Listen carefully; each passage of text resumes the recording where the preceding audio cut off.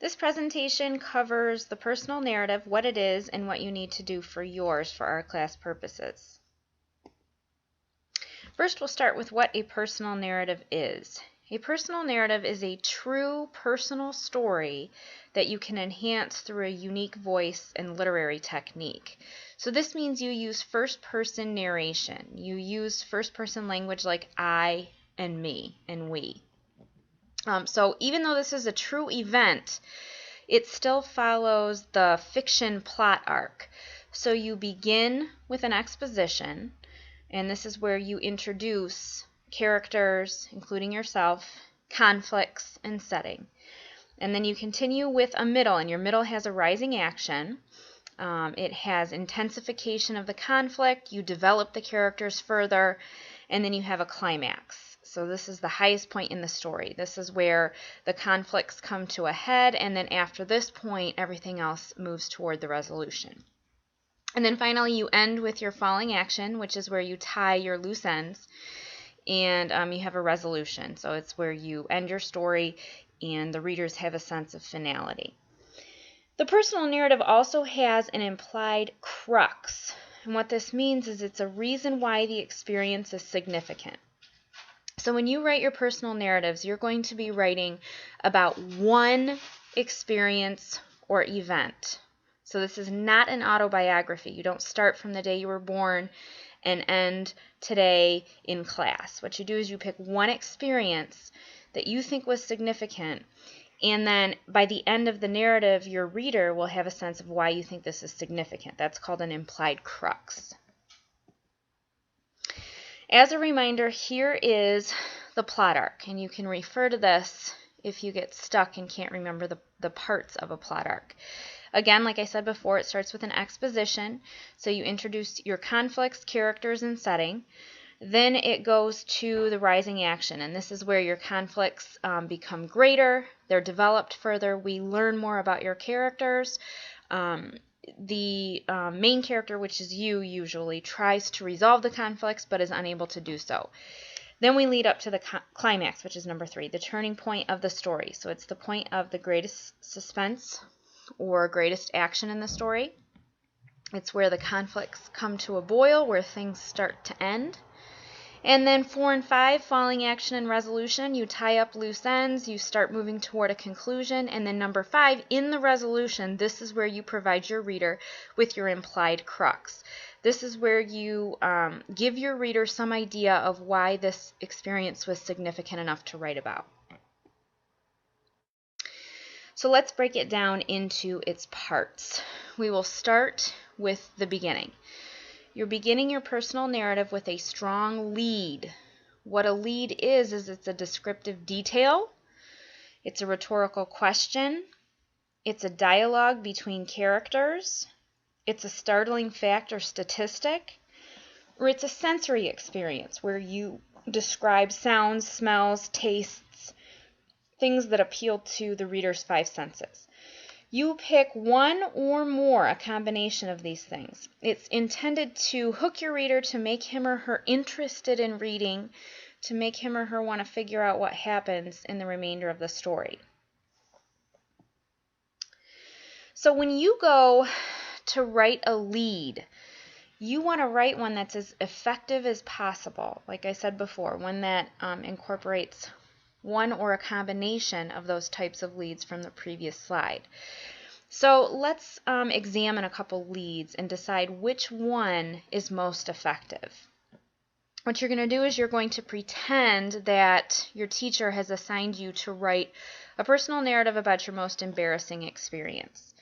And pretend that one of your classmates has come up to you and asked you to help him or her select the best lead for his or her essay. What you're looking for in the following examples is which of the following leads does the following: catches the reader's attention right away, makes the reader want to find out what happens next, uses one of the techniques for writing leads, helps the reader feel like he or she is experiencing the moment with the writer. So make sure you look for these 4 things in the following example leads. Here is sample lead 1. In this story, I'm going to tell you about an embarrassing moment. It all started on Sunday. I got in the car with my parents and we drove to camp. Here's sample lead 2. "Don't go, Emmy," my sister wailed as we got out of the car. Normally I would have been understanding, but this time I callously brushed her aside.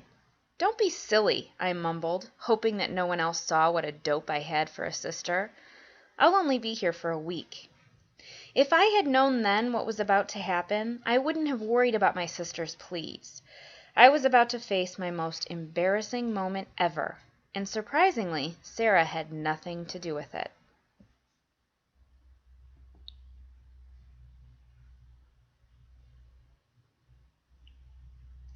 Sample lead 3.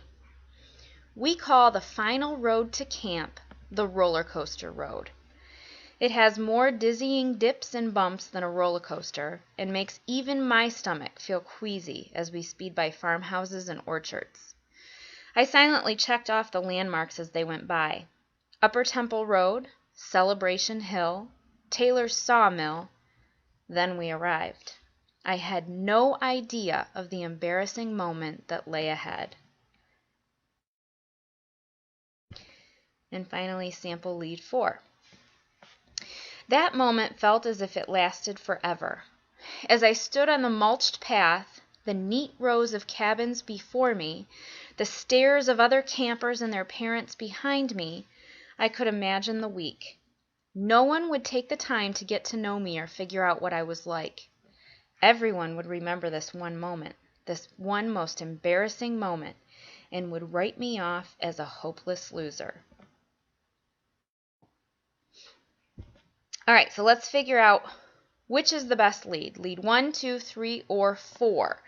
What you want to do is you want to pause right now and think about why did you pick the lead you did, and be specific.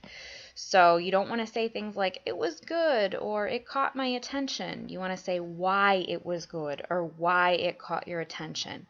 You also want to look at the other leads and decide why they didn't quite measure up.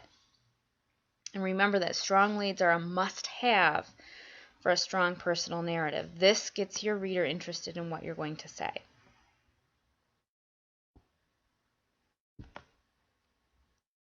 Next, the middle part of your personal narrative. You want to make sure you incorporate the following into the bulk of the essay. First is character development, including yourself. Next is conflict development. Third is dialogue between characters. Dialogue is a must. You have to have the characters speaking in their own voices. And finally, use of sensory language. This is where we use the phrase show, don't tell. So, things to remember. Even though this experience really happened, it's your job to make it interesting and unique for the reader using literary techniques. So let's examine a couple of these things. Starting with characterization. It's important to make the people in your narrative come alive for the reader. You want to give the reader a sense of who these people are. You want to make the reader feel like he or she knows these people.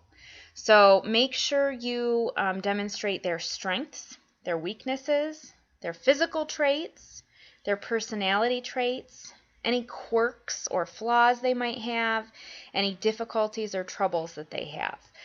And you're going to do this through showing rather than telling. This also includes you because you're a character in your own personal narrative.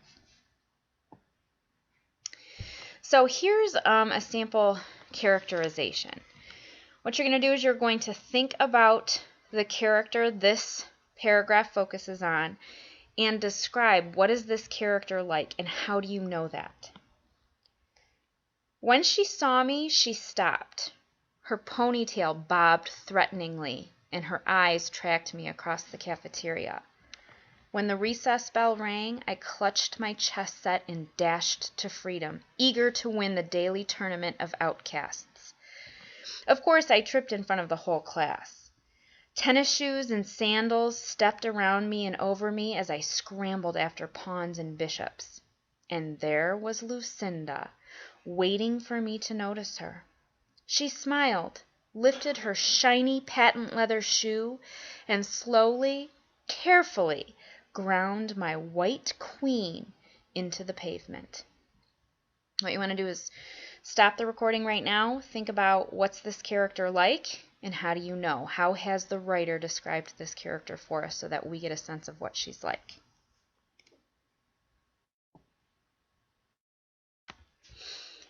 The next part of the middle of your personal essay is conflict development. Every good story has one or more major problems.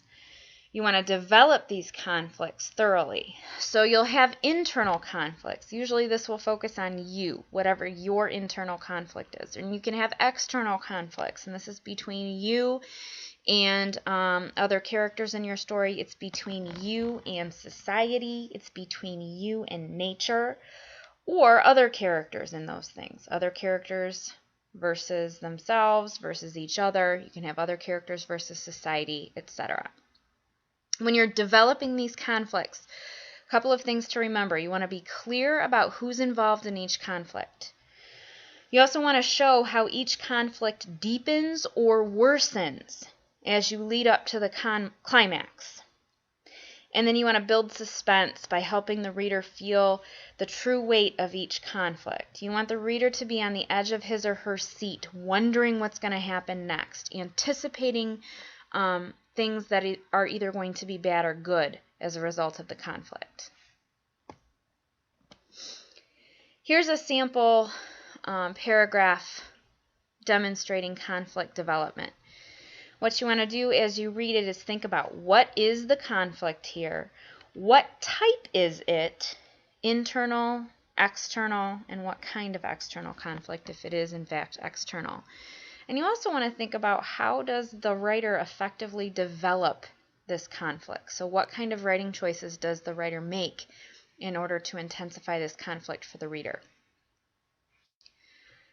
Whenever puppies in the pet store window distracted me from the serious business of taking him for his walk, Fido growled, his little ears flattened against his scruffy head. Yet he always forgave me. Even after his hearing and sight faded, when he felt the leash click on his collar and smelled fresh air, he still tried to caper. He's been dead for 3 months now. This morning I filled his water bowl all the way to the top, just the way he likes it, before I remembered. So again, stop the recording. Make sure you can answer for yourself what's the conflict, what type is it, and how does the reader express this, or the writer express this.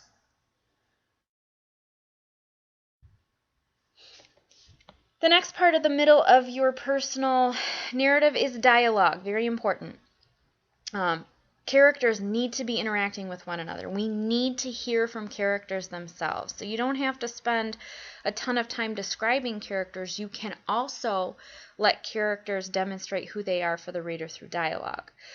So a couple things to remember about dialogue. You use quotation marks around the things that the characters say. You also start a new paragraph each time a new character speaks. And then you properly punctuate speech tags before and after dialogue. So let's look at the examples here. The first example reads, "My parents are such hypocrites," I murmured. Notice that the comma goes inside the quotation mark after hypocrites. And the speech tag, "I murmured," comes outside the quotation marks, and then the period goes after the speech tag. That's for dialogue where the speech tag appears at the end. Here's an example of dialogue where the speech tag appears in the beginning. The teacher asked the class, "Who forgot to turn in his homework?" Here the speech tag precedes or comes before the dialogue. The comma also comes before the dialogue. So the comma after class needs to go before the quotation mark. And then also notice that because there is no speech tag at the end, the punctuation for the end of the sentence goes inside the quotation marks. In this case, it's a question mark. So here's some sample dialogue. This comes from example lead 2. "Don't go, Emmy," my sister wailed as we got out of the car. Normally I would have been understanding, but this time I callously brushed her aside. "Don't be silly," I mumbled, hoping that no one else saw what a dope I had for a sister. "I'll only be here for a week." A couple things to notice. In the first quotation, "Don't go, Emmy," it has an exclamation point. Because it uses an exclamation point as part of the quotation, that punctuation mark goes inside the quotation marks. Same thing goes for question marks. When a question mark is part of the quotation, then it goes inside the quotation marks. If this were a regular sentence, like the next example, "Don't be silly," you would use a comma, like we see there. Still goes inside the quotation marks, but then the speech tag follows it. Same thing with the last quotation, "I'll only be here for a week." The period goes inside the quotation because it's the end of the sentence. There's no speech tag that follows it. So you want to make sure you're punctuating your dialogue correctly. So I want to review that again because this part is important. For the first quotation, "Don't go, Emmy," notice that the exclamation point goes inside the quotation because it's part of the quotation itself, and then the speech tag follows it. "My sister wailed as we got out of the car." That's acceptable. You do the same thing with a question mark. But when you have a regular sentence as your quotation, such as "Don't be silly," you put a comma before the speech tag. And the speech tag in this case is "I mumbled, hoping that no one else saw what a dope I had for a sister." If you find that you have questions about punctuating your dialogue correctly, make sure you come see me so I can direct you when it comes to using quotation marks, using exclamation points, and using commas.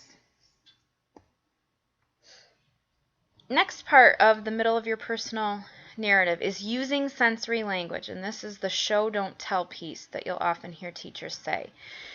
Sensory language is language that appeals to the five senses, so the sense of sight, sound, smell, taste, and touch. It helps the reader feel like he or she is experiencing the event with you. So you want to make the reader feel the same emotions that you had. You want to make the reader smell the same things that you did. So instead of saying something like, "It smelled like fresh chocolate chip cookies," you want to describe the smell. So you want to talk about the aroma of sweet chocolate filled the air, and that lets the reader infer what the smell is like, lets the reader experience it for him or herself. So when you show rather than tell, what you do is you make the reader infer things. So you don't come directly out and tell the reader, you make the reader figure it out based on clues. You want the reader to infer things like your emotions, how you felt. You want the reader to infer your physical comfort or discomfort, your physiological needs, so if you're hungry or tired. You don't want to come out and say that. You want the reader to figure it out based on clues that you give. You also want the reader to infer the way other people in your story and other things in your story look, feel, and move. So don't come out and tell them that he ran fast or he ran quickly. You want to make them use clues in your story to figure out that he was a fast runner. So here's an example. What you don't want to say is "the house was on fire." That does not require any work on the part of your reader. You're coming directly out and telling the reader that's what was happening. Instead, you want to say something like this: "Black smoke swallowed the roof of the house as sun-colored flames licked the walls and window panes." This is better because it doesn't directly say the house is on fire. The reader has to actually use these clues to figure it out. If black smoke is swallowing the roof of the house and sun-colored flames, so we can imagine yellow, red, orange, are licking walls and window panes, then that, as a reader, makes us think, oh, the house must be on fire. This is an example of good showing. I want you to also notice the verb choices in these two examples. In the first example, the house was on fire. The verb choice is was. Was is a boring verb. You want to avoid using those when you can use more specific, more vivid verbs to show. In the second example, you have black smoke swallowed. That's a much more descriptive verb. You also have flames licked, much more specific verb. So you want to try to make sure you stay away from boring verbs and nouns as well, and instead use vivid descriptive ones. Also, a word of caution here. A lot of times people are given this piece of information, this advice from I don't know where, and people will say, use lots of adjectives and adverbs, your English teacher will love it, and that is absolutely the opposite of the truth. You do not want to overuse adjectives and adverbs. It does not improve your writing. It does not help you show rather than tell. It actually gets in the way. It's very cumbersome. Instead, what you want to do is you want to use those specific verbs and nouns. So swallowed and licked instead of was. Those are much better. So pick and choose adjectives and adverbs wisely. This doesn't mean you can't use them. It just means you use them deliberately. You pick and choose them. You're very specific about the ones that you choose. You don't just use them all over your paper. So now it's time for us to figure out which excerpts are the best at showing rather than telling. So here's excerpt 1. From the way she behaved in the crowded restaurant, you could tell Sally was attracted to the cute stranger in the black shirt.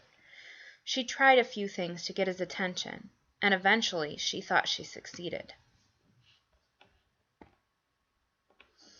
Here's excerpt 2. Bored by the conversation, Sally tossed her hair and laughed. That stranger had been scanning the room, and he noticed her this time. Wait, was that a half smile? Had he just put his hand on his heart? Or was he just brushing something off of his shirt? Sally smiled.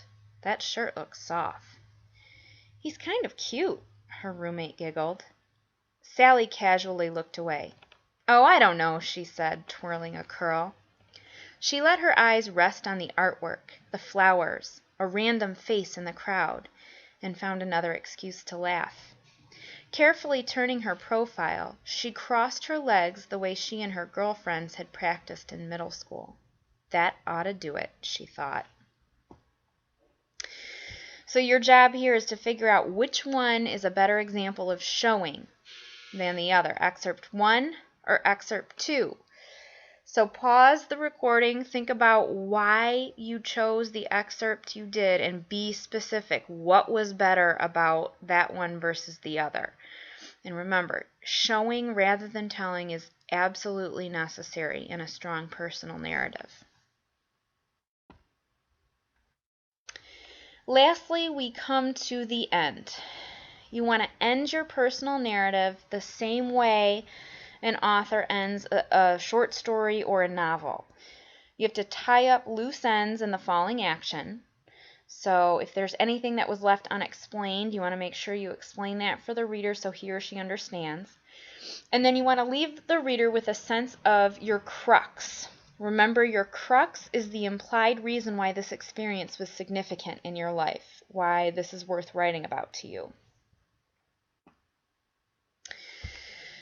So think about, which of the following conclusion paragraphs provides the best implied crux? Has to be implied. The reader has to infer why this was important. You don't want to come out and say, this is important because. Instead, you want the reader to figure it out. So here's paragraph 1. Several years have passed, yet when I close my eyes and think back to the great week I spent at camp, my first thought is not of how I improved at playing the violin, but of this. To close your eyes and relive a memory conjures a laugh and a feeling of relaxation that nothing else can replace. Here is sample concluding paragraph 2. The reason my experience at camp was important was because it gave me a good memory. Your job, figure out which concluding paragraph provides the best implied crux. Is it paragraph 1 or is it paragraph 2? And be specific about why you chose the one you did. Make sure you stop the recording and think about that. Remember that ending with a strong implied crux is important in your personal narrative.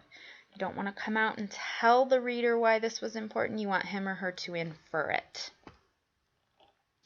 That concludes the recording. What you want to do is keep this handy so you can look back at it as you're writing your personal narrative. And of course, come see me if you have questions.